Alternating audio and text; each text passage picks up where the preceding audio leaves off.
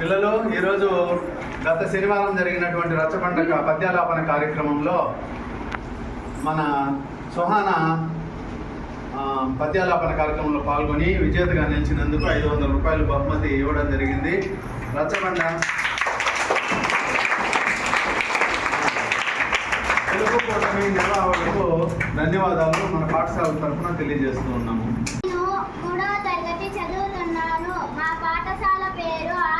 ప్రాథమిక పాఠశాల దామల చెరువు పాకాల మండలం తిరుపతి జిల్లా.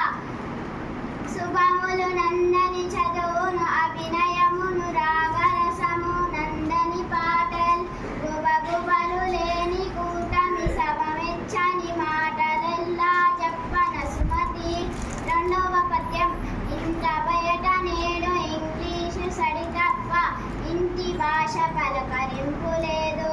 గుండె నుండి జారి గుర్తింపు కోల్పోయే తెలుగు నుడియలేదు తెలుగు బాల. అందరికీ ధన్యవాదాలు.